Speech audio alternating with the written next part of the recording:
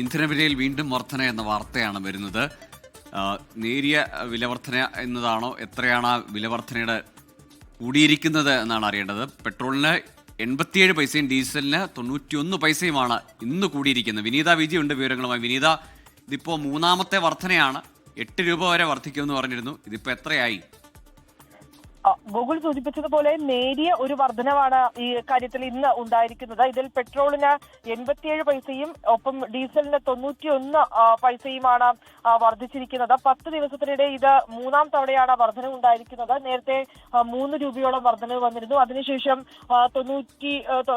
ഏതാണ്ട് 90 പൈസയോളം ഒരു വർധനവ് ഉണ്ടായി. അങ്ങനെ ഏറെക്കുറെ ഒരു 4 രൂപ വരെ ഒരു വർധനവാണ് ഈ കഴിഞ്ഞ ദിവസങ്ങൾക്കിടയിൽ ഉണ്ടായിരുന്നത്. ഇന്നിതാ ഇപ്പോൾ വീണ്ടും 87 പൈസയും 91 പൈസയും എന്ന നിലയിലേക്കാണ് വർധനവുണ്ടായിരിക്കുന്നത്. 10 ദിവസത്തിനിടെ ഇത് മൂന്നാം തവണയാണ് ഈ വർധനവ് വന്നിരിക്കുന്നത്. നമുക്ക് കഴിഞ്ഞ ദിവസങ്ങളിലേക്കടക്കം ഇന്ധനക്ഷാമം ഇല്ല എന്ന കേന്ദ്ര സർക്കാർ തന്നെ വ്യക്തമാക്കുന്ന ഒരു സാഹചര്യം ഉണ്ടായിരുന്നു. നമുക്ക് ആവശ്യത്തിനുള്ള LPG ഒപ്പം തന്നെ പെട്രോൾ, ഡീസൽ ഒക്കെ നമുക്ക് ആവശ്യത്തിനുണ്ട്, ലഭ്യതയുണ്ട് എന്ന തരത്തിലായിരുന്നു ആ വിശദീകരണം ഉണ്ടായിരുന്നത്. അതിന് പിന്നാലെ ഇപ്പോൾ വീണ്ടും ഒരു വർധന തന്നെയാണ് ഉണ്ടായിരിക്കുന്നത്.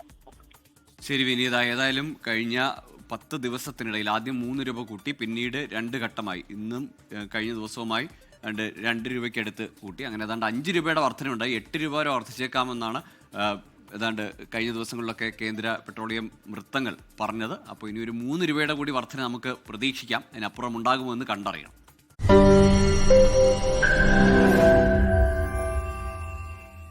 ലോകത്തെവിടെയായാലും ഏത് സമയത്തും 24 വാർത്തകളും ഓഗ്മെന്റഡ് റിയാലിറ്റി പാക്കേജുകളും എക്സ്പ്ലെയിനറുകളും വിശദമായി കാണാൻ ഞങ്ങളുടെ യൂട്യൂബ് ചാനൽ നിങ്ങൾക്ക് സബ്സ്ക്രൈബ് ചെയ്യാം.